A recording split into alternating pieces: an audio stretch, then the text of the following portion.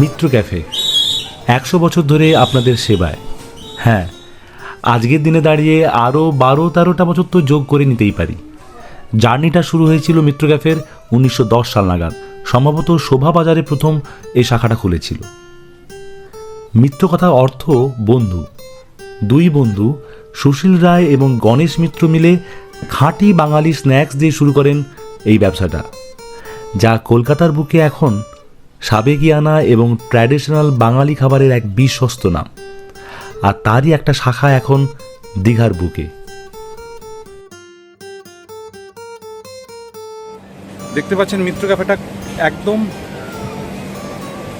C বিচের পাশেই, new দীঘার যে সি বিচ তার পাশেই মিত্র ক্যাফে। হঠাৎ করে আসা, রাত্রেবেলা আমাদের নিজেরা রান্না করছি, তাই রাতের খাবার মেন কোর্সের দিকে যাচ্ছি না, একদম স্টার্টার হিসেবেই নিয়েছি ফিশ ফিঙ্গার। তো সেই ফিশ ফিঙ্গারটা রিভিউ দেবো। এখানে খাবারের তো একটা নাম রয়েছে অবশ্যই।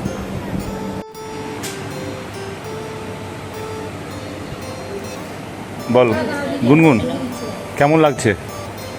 দারুণ।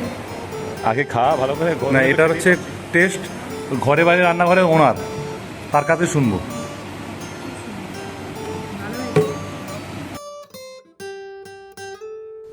রসনা তৃপ্তি হলো বটে, কিন্তু উদরপূর্তি হলো কই। তাই দীঘার বাজার থেকে ইলিশ এনে রান্না। আর রাঁধুনি অবশ্যই মনোহরণ, আবার কি।